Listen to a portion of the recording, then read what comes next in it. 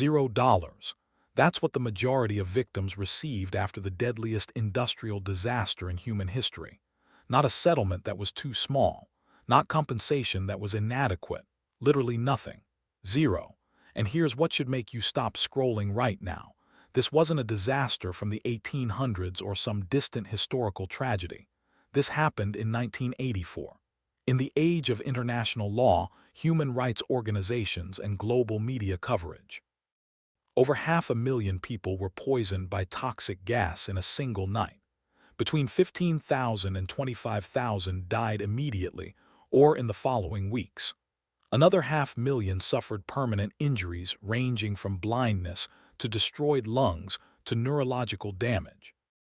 Children born decades later still show birth defects from their parents' exposure. The company responsible is still operating today, more profitable than ever, and has successfully avoided paying most of the compensation they were ordered to provide. In the next 20 minutes, I'm going to walk you through exactly what happened that night, minute by minute.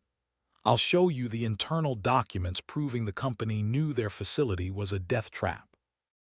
I'll reveal how they used legal tactics to delay and deny compensation for 40 years. And I'll expose the 3 other chemical disasters that used the exact same playbook, killing tens of thousands more, while the companies involved faced 0 criminal consequences. By the end, you'll understand why this disaster is still killing people today, why the contaminated site was never cleaned up, and why the same corporation is currently operating facilities with the exact same safety violations that caused this disaster.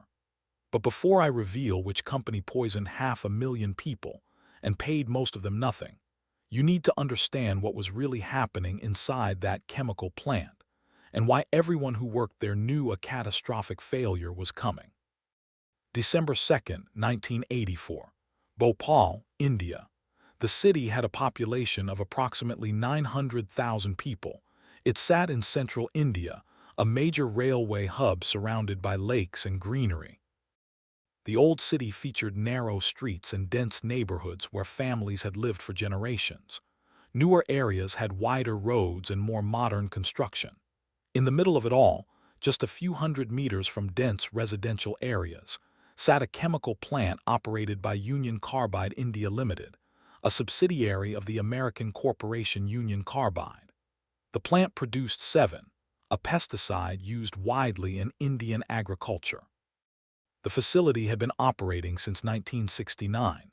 By 1984, it employed approximately 600 workers. The plant sat immediately adjacent to bustling neighborhoods. The J.P. Nagar neighborhood was approximately 500 meters from the plant boundary.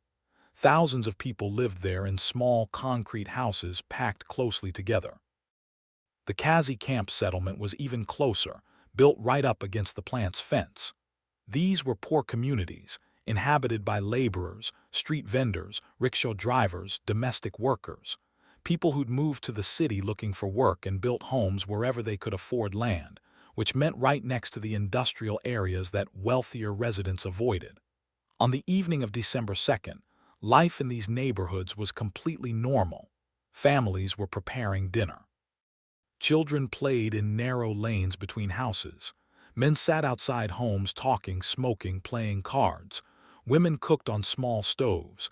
Babies slept. It was a Sunday evening. Tomorrow was Monday, a work day. People were winding down, preparing for the week ahead. Inside the Union Carbide plant, the evening shift was working. Approximately 120 workers were on duty maintaining equipment, monitoring processes, doing the routine tasks that kept the plant operating. But there was nothing routine about what was stored in the facility. The plant produced 7 using methyl isocyanate, known as mic. This is one of the most dangerous chemicals used in industrial processes. Extremely toxic, extremely reactive, extremely volatile. Exposure to even small amounts causes severe burning of eyes, nose, throat, and lungs. Higher exposure causes fluid accumulation in the lungs, leading to suffocation. Even brief exposure can cause permanent damage to eyes and respiratory systems. Because mic is so dangerous, chemical industry safety standards require it to be produced and used immediately, stored in the smallest quantities possible, and kept at low temperatures with multiple backup safety systems. Union Carbide wasn't following any of these standards. They were storing mic in large quantities, in massive tanks holding up to 15,000 gallons each. On December 2nd, Tank 610 contained approximately 42 tons of mic. 42 tons of one of the deadliest chemicals known to industry, stored in a single tank. The tank's refrigeration unit, designed to keep the mic cool and stable, had been shut down in June to save on electricity costs. The vent gas scrubber, a safety system designed to neutralize any mic that might leak, had been shut off for maintenance weeks earlier and never turned back on. The flare tower, designed to burn off escaping gases safely, had been out of service for months. A critical pipe connecting the flare tower had been removed during maintenance and never replaced. The water curtain system, a last resort safety measure to spray down any gas leak, was designed for a maximum height of 40 feet. Any gas escaping higher than that wouldn't be affected. The plant's safety systems had been systematically disabled or degraded to cut costs, and everyone knew it. Plant workers had filed complaints. The union had raised safety concerns. Internal Union Carbide documents from 1982 warned of potential catastrophic failure. A safety audit conducted by Union Carbide's American headquarters in 1982 identified 61 safety hazards. Nothing was fixed. The plant was losing money. Union Carbide was planning to sell or close the facility. Spending money on safety for a facility they might shut down made no economic sense, so they didn't. They just kept operating with disabled safety systems, with improper storage, with undertrained workers, in a facility built too close to residential areas. At approximately 9:30 p.m. on December 2, 1984, a worker named Suman Day noticed that pressure was building in Tank 610. This wasn't normal. He reported it to his supervisor. The supervisor told him to take a tea break and they'd check it afterward. Standard operating procedure in a plant that had learned to ignore problems. At 10:30 p.m., the pressure gauge on Tank 610 was reading 2 psi. Should have been near zero, still rising. The temperature inside the tank was rising too. Something was very wrong. At 11 p.m., workers noticed mic gas leaking from a pipe connected to the tank. They could smell it, that distinctive, horrible smell like burning plastic and rotten eggs. Their eyes started watering. They called the control room. Were told to spray water on the pipes to try to contain the leak. At 11:15 p.m., the pressure in Tank 610 hit 10 psi, way beyond safe levels. The temperature had climbed past 25 degrees Celsius. At that temperature, mic becomes highly unstable. A runaway reaction had started inside the tank. Water had somehow entered the tank. Nobody knows exactly how. Could have been through contaminated pipes. Could have been deliberate sabotage, as the company later claimed without evidence. Doesn't matter. The safeguards that should have prevented water contamination weren't working because they'd been disabled. The cooling system that should have kept the reaction under control was shut off. The pressure relief systems that should have vented gases safely were out of service. Every layer of protection had been stripped away to save money.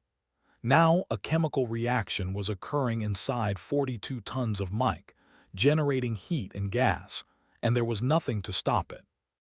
At 12:40 a.m. on December 3, 1984, the pressure relief valve on Tank 610 gave way. Toxic gas began venting directly into the atmosphere. Within seconds, the pressure blew out completely. A massive cloud of mic gas, mixed with hydrogen cyanide and other toxic chemicals produced by the runaway reaction, exploded from the tank and into the night air. Workers inside the plant ran. Some tried to sound alarms. Some tried to activate emergency systems that weren't working. Some just ran for their lives. The gas cloud was denser than air. It didn't rise. It rolled. Like ground fog, it flowed across the land, following contours, filling low-lying areas, spreading in every direction from the plant. Within minutes, it reached the adjacent neighborhoods. The Kazi Camp settlement was hit first. People were sleeping. The gas crept into homes through windows, doors, cracks in walls. It's heavier than air, so it settled low. People sleeping on the floor died first. Children sleeping in low beds died before their parents in higher beds even woke up. When people did wake, they woke to burning. Their eyes burned so badly they couldn't see. Their throats burned. Their lungs burned. They couldn't breathe, couldn't see, couldn't understand what was happening.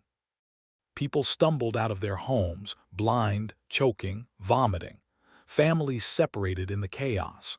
Parents lost children in the darkness and confusion. People ran in random directions, trying to escape the gas but running deeper into it because they couldn't see where they were going. The gas cloud spread across an area of approximately 40 square kilometers. Over 500,000 people were in its path. Within the first hour, thousands were dead. Some died in their beds, suffocating in their sleep. Some died running through the streets. Some died in hospitals they reached but couldn't be treated because the hospitals were overwhelmed and the doctors didn't know what gas they were dealing with. Union Carbide refused to disclose the exact chemicals involved for hours, claiming trade secrets, even as people died from lack of proper treatment. The images from that night are apocalyptic, streets filled with dead bodies, hundreds of them, thousands, animals dead. Dogs, cows, buffalo, all collapsed where they'd been when the gas hit. The railway station was packed with corpses. People had tried to escape by train, died waiting on platforms, died in waiting rooms, died on tracks. Morgues were overwhelmed within hours. Bodies were laid out in the open because there was nowhere else to put them. Mass cremations began immediately because in December heat, bodies decay fast. Entire families were burned together because nobody knew their names or could identify them. The hospitals were scenes of pure horror. Thousands of people flooded in, all with the same symptoms. Eyes burned, some people temporarily or permanently blinded, respiratory distress, lungs filling with fluid, vomiting, convulsions. The hospitals ran out of medicine in the first hour, ran out of oxygen, ran out of beds. Doctors and nurses worked until they collapsed. They had no information about what they were treating. Union Carbide initially refused to provide information about Mike's effects or proper treatment, claiming confidentiality. By the time they provided information, thousands had already died. Many who survived the first night died in the following days and weeks. Their lungs were so damaged they couldn't recover. They'd drown in the fluid accumulating in their lungs. Or they'd develop infections their damaged systems couldn't fight. The official death toll eventually settled at approximately 3,787. That's a lie. A massive lie. Independent investigations and survivor organizations put the real toll at 15,000 to 25,000. The lower number counts only deaths in the first 72 hours. The higher number includes deaths in the following weeks and months that were directly caused by gas exposure. The government had incentive to keep the official number low because higher numbers meant higher compensation claims. But the immediate death toll, whatever the real number, is just the beginning. The survivors didn't survive intact. Over 500,000 people were exposed to the gas. Of those, approximately 150,000 suffered permanent injuries, permanent blindness from corneal damage, permanent lung damage causing chronic respiratory disease, neurological damage causing tremors, seizures, cognitive impairment, immune system damage leaving people vulnerable to every infection, reproductive damage causing miscarriages, stillbirths, infertility, and birth defects. This is where the disaster becomes even more horrific. Women who were pregnant on December 3, 1984 had significantly higher rates of miscarriage. Those who carried to term often delivered babies with severe birth defects, missing limbs, malformed organs, neurological disorders, and the damage didn't stop there. Children born to parents who were exposed, even children conceived years after the disaster, show elevated rates of birth defects. The gas exposure caused genetic damage that passes to the next generation. There are children being born today, 40 years later, with birth defects traceable to their grandparents' exposure in 1984. Rashida Bai was 27 when the gas hit her home. She survived but was blinded permanently. Her daughter, who was 2, developed severe respiratory problems and died at age 12. Rashida spent her life advocating for victims' rights, became one of the faces of the Bhopal movement. She received approximately $500 in compensation total, $500 for losing her sight and her daughter. Champa Devi Shukla was pregnant when the gas hit. She survived. Her husband died. The baby she was carrying was born with severe brain damage.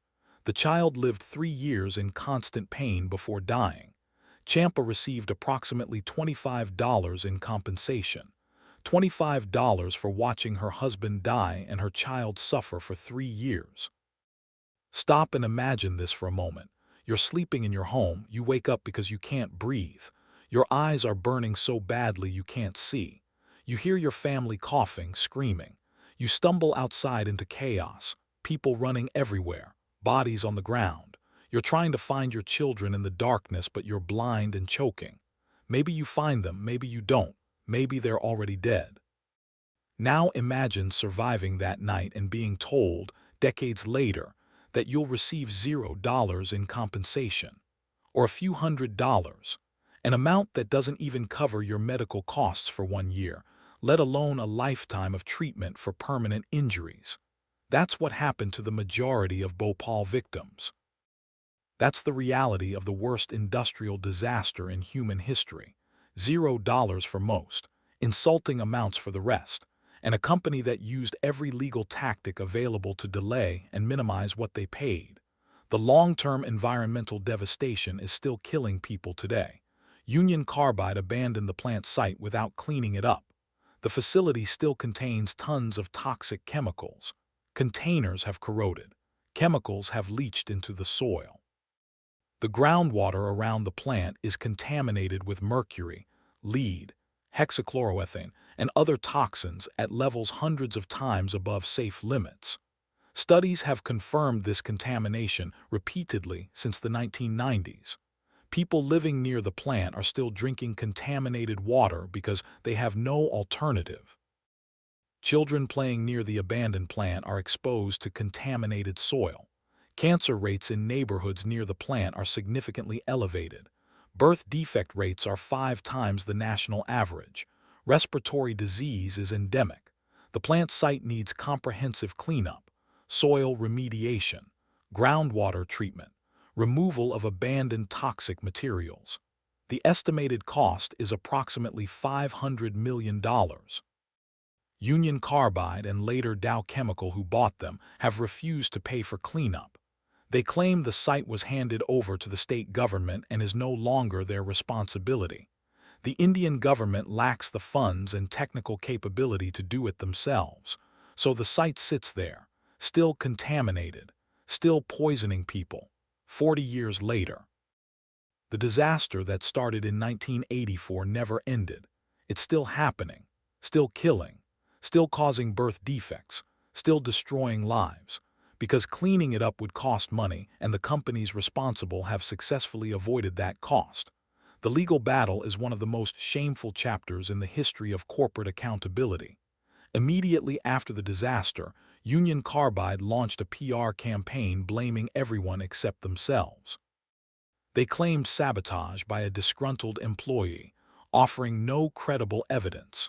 They claimed the Indian government was at fault for allowing people to live near the plant, ignoring that the plant was built after the neighborhoods existed. They claimed the subsidiary was independently managed, trying to separate the American parent company from liability. None of these arguments held up to scrutiny, but they served their purpose: delay and confuse. In 1989, 5 years after the disaster, the Indian government reached a settlement with Union Carbide, $470 million, for 500,000 injured people and thousands dead. That works out to approximately $800 per victim, assuming the money was distributed evenly. It was. The Indian government controlled distribution. Bureaucracy, corruption, and impossible verification requirements meant many victims received nothing. Those who did receive payments got amounts ranging from $250 to $5,000 depending on injury severity. But even getting that required proving your injuries were gas-related, proving you were in the affected area, proving your identity. For poor, often illiterate people with no documentation, this was impossible. An estimated 100,000 victims received zero compensation. Nothing. Not because they weren't entitled. Because they couldn't navigate the bureaucratic system. Another 200,000 received less than $500, amounts that didn't come close to covering their lifetime medical costs. Union Carbide paid the $470 million settlement, from a market capitalization of over $3 billion. The settlement was approximately 15% of their annual revenue, a rounding error. The CEO at the time of the disaster, Warren Anderson, was briefly arrested when he visited India in December 1984. He was released on bail of $25,000 and immediately flew back to the United States. India requested extradition. The U.S. government refused. Anderson lived comfortably in New York until his death in 2014 at age 92. He never faced trial, never spent a day in prison, never faced any consequence beyond some bad publicity. He died a free man, wealthy, surrounded by family. While in Bhopal, people he was responsible for poisoning were still dying, still suffering, still fighting for compensation they'll never receive. Union Carbide was bought by Dow Chemical in 2001 for $10.3 billion. Dow explicitly refused to accept any liability for Bhopal, claiming they only bought Union Carbide's assets, not its liabilities. This legal fiction has held up in American courts. Dow has successfully argued that they bear no responsibility for the disaster. The Indian government has tried for 2 decades to hold Dow accountable. They've failed.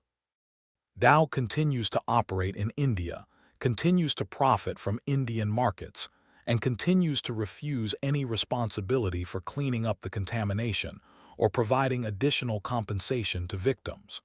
From a purely financial perspective, Union Carbide made absolutely the right decision. They cut costs by disabling safety systems. This increased profit margins at the plant. When the disaster happened, they fought liability aggressively. They settled for an amount that was trivial compared to their resources. Then they sold the company and the buyer refused to accept liability. The executives responsible lived free and comfortable lives. The company continued operating and ultimately sold for billions. Nobody went to prison. Nobody even faced serious legal consequences. The victims got almost nothing. The calculation worked perfectly. Cutting corners saved money. The disaster cost less than doing things properly would have cost. From a shareholder value perspective, this was a success story. That's the horrifying truth. The system rewarded the behavior that killed 15,000 to 25,000 people and permanently injured 500,000. The incentive structure is designed to produce exactly this outcome. Companies that prioritize safety over profit lose to companies that prioritize profit over safety. When disasters happen, legal systems allow corporations to minimize liability. Executives hide behind corporate structures, and victims, especially in poor countries, have no practical recourse. This isn't a flaw in the system. This is the system working as designed. The pattern repeats globally, constantly, with the exact same playbook. April 19, 1993, Cater Toy Factory, Bangkok, Thailand. The factory produced stuffed toys for export to Western countries, including the United States. The building was a death trap, no fire exits, windows barred, fire alarms non-functional, flammable materials stored improperly. Everyone knew it was unsafe, including the Thai government officials who'd been bribed to ignore violations. When fire broke out, workers on the upper floors couldn't escape. They were trapped. Some jumped from windows and died from the falls. Others burned to death. 188 people died, mostly young women. The factory owners faced minimal fines. The Western companies buying the toys expressed regret and continued buying from other factories with the exact same violations. Compensation to victims' families averaged approximately $2,000 per death. The companies that profited from the unsafe factory faced zero consequences. September 11, 1912. Triangle Shirtwaist Factory, New York City, United States. Wait, that's over a century ago. Why mention it? Because the patterns were already established. Locked exits to prevent workers from taking breaks. Flammable materials everywhere. No sprinklers. No fire escapes. When fire broke out, 146 workers died, mostly young immigrant women. They burned or jumped to their deaths from upper floors. The owners were acquitted of manslaughter charges. They collected insurance money that exceeded their losses. They later faced civil suits and paid approximately $75 per victim, $75 per life lost. This was the template. This was the model that would be repeated for over a century. Cutting safety costs money. Dead workers cost less. Fight liability aggressively. Settle for trivial amounts. Face no criminal consequences. Continue operating. The Triangle Shirtwaist Fire was 1911. Bhopal was 1984, and it's still happening today. April 24, 2013.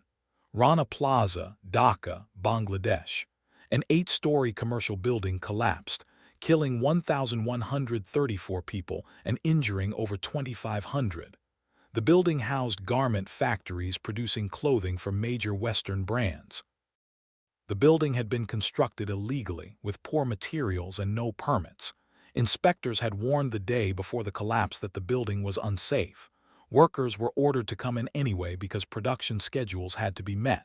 When the building collapsed, it became the deadliest garment industry disaster in history. The Western brands whose clothes were being made there expressed shock, claimed they didn't know about the conditions. Some paid into a compensation fund. Most didn't. The owner of the building was eventually convicted and sentenced to prison, but the Western companies that profited from the unsafe conditions faced nothing.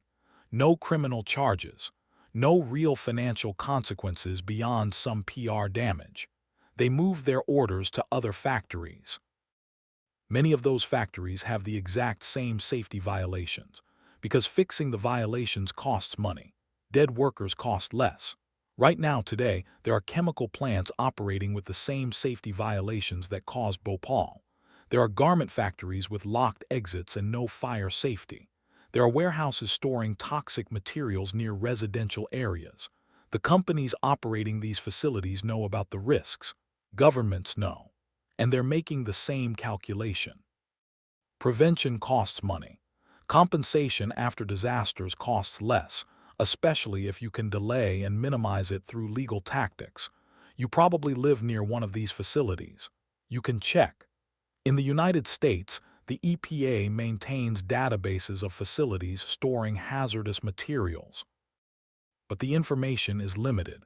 They won't tell you if the facility is actually safe, if they're following regulations, if they've been cited for violations.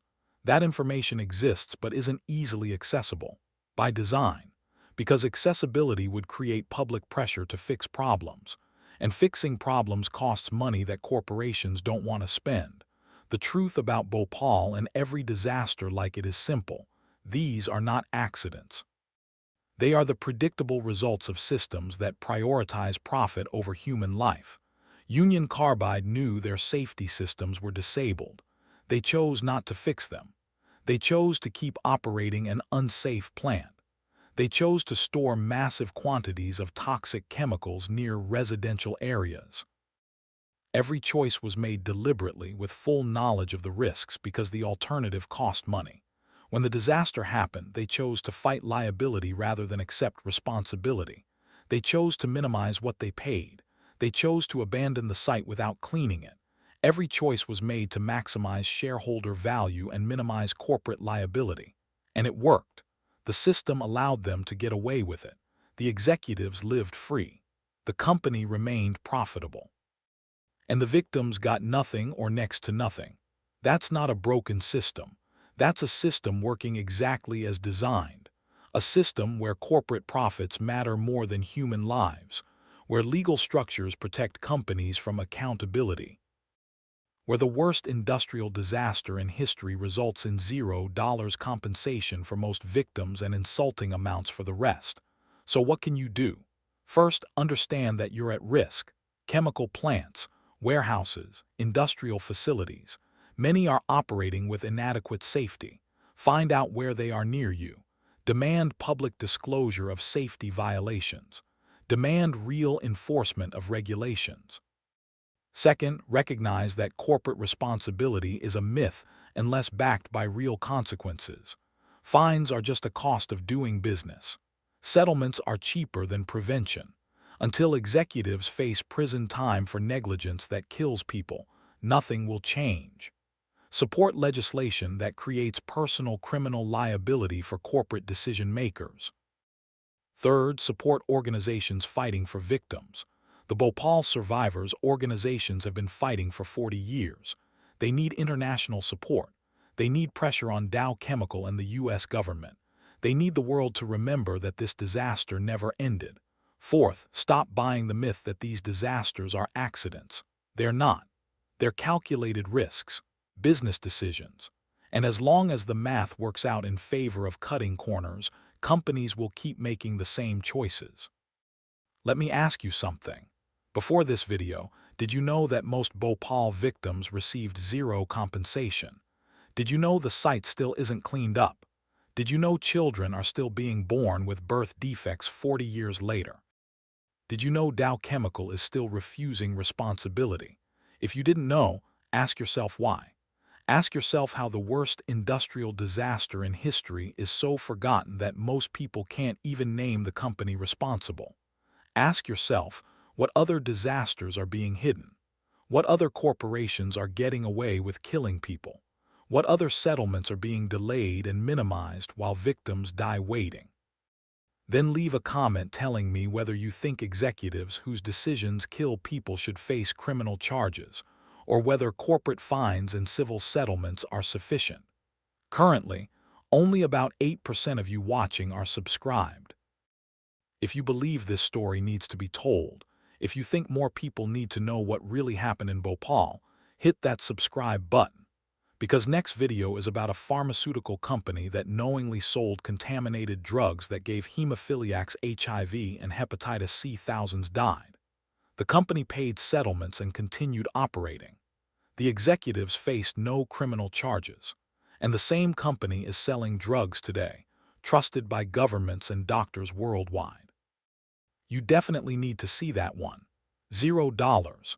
That's what justice looks like for most of the victims of the worst industrial disaster in history. $0 for losing your sight. 0 for losing your children.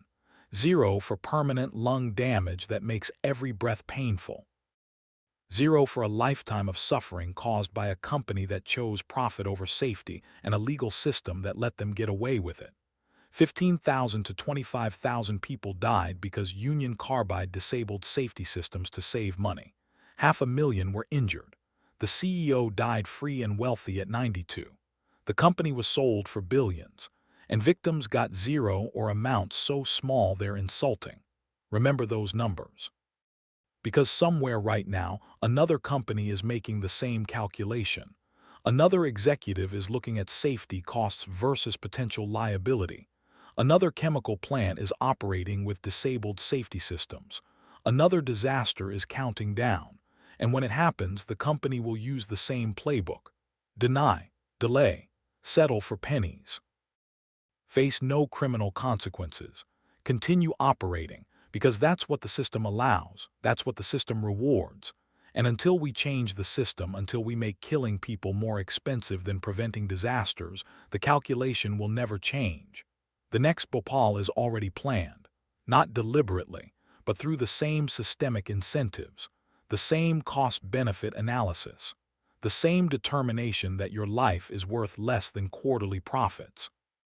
And when it happens, they'll call it a tragedy, an accident, unforeseeable, but you'll know better. You'll know it was a choice, a calculated risk, another disaster where the victims get 0 and the executives get away with murder.